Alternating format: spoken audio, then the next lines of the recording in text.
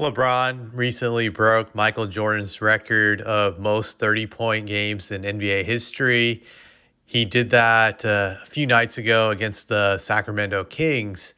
After the game, they asked his teammate Anthony Davis what he thought about him breaking the record. Davis responded, "It took him 7 more seasons, but that's obviously a hell of an accomplishment. I think he's probably number one fucking everything at this point." So if you watch the clip of him saying this, you could tell that even though Davis is joking, there's some seriousness in that comment when he said it took him 7 more seasons, and then he immediately covers himself by hyping up just how big of a deal this accomplishment was. But I think there's truth in how he's really feeling when he says it took him 7 more seasons. That he's not really that amazed by it, since it took LeBron longer than Michael Jordan to break that record. It took him a lot longer, playing more seasons. It's very obvious, and even Anthony Davis sees this. But I think just even a deeper point about this, Anthony Davis, despite being in his prime, has been relegated to taking a backseat to LeBron since he's been a Laker. Like, he's always been overshadowed by LeBron. I always believed that Anthony Davis was the biggest reason why they won that bubble championship back in 2020.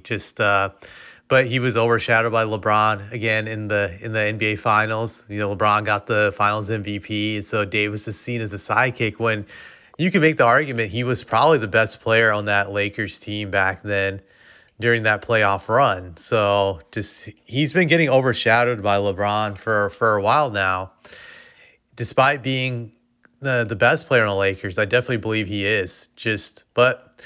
And it was evident just even I think a year ago when LeBron broke Kareem Abdul-Jabbar's record, how frustrated Anthony Davis was that there was so much put into him breaking this record. He felt that they weren't focused on winning, but they were focused more so on LeBron getting that record, and that really visibly frustrated him. He wasn't excited when LeBron got it. You could see by his reaction. So there's a lot of envy I think he has of LeBron, and rightfully so. Just he's not getting the respect he deserves, being in his prime, and LeBron gets all of it over him. And it's interesting also in this regard. I remember at the start of the season, Anthony Davis was averaging something like 30 points a game and just averaging over like 10 rebounds. It looked like he was going to have an MVP season just if he kept it up. His numbers have now dropped now to 25.8 points per game. And he was leading the team in shot attempts. But now LeBron slightly leads the team in shot attempts when it comes to field goal attempts. LeBron's averaging 18.3 and Anthony Davis is averaging 18. So it's like LeBron has like slowly retook control of the team and establishing himself as the guy. And I knew that was going to happen. I had said that earlier in my videos that LeBron is not going to allow Anthony Davis to have this MVP season. He does not want to be overshadowed by Anthony Davis. If he is, that hurts his ego.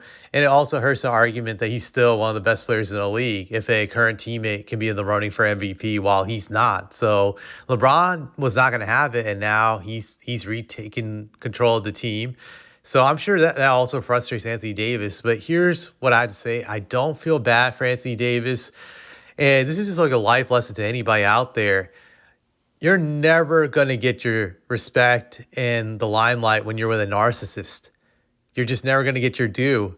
And if you team up with a narcissist in anything in life, whether it's a relationship or a business relationship or anything else, yeah, expect the narcissist to take credit for everything, and you're going to be the sidekick, and that's just how it's going to be. Just that's how it's always going to be. Anthony Davis had plenty of examples to see how LeBron will always get the spotlight over whoever he plays.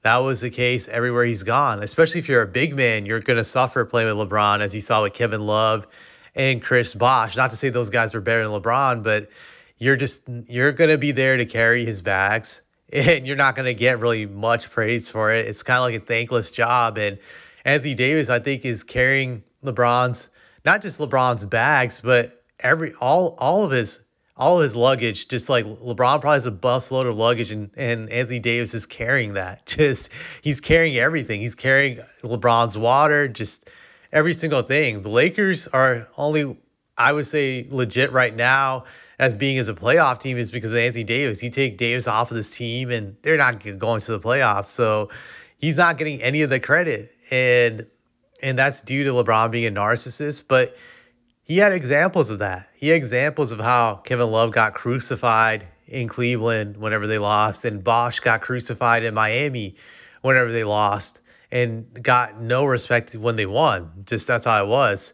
So I don't feel bad for him. Like, I just think in life, you gotta judge people by just their actions and what you know about their history. If you have their history in front of you, and the history gives you it shows you that there's a high chance that you're going to suffer negatively by partnering up with this person, and you still do it, then it's all on you. That's you. That's you for being a dummy. That's on you for being foolish. And Anthony Davis did this to himself, so I can't say I feel bad for him, but just it never ceases to amaze me how many people are that dumb when they think that their experience with a narcissist is going to be different than the previous people who have dealt with a narcissist.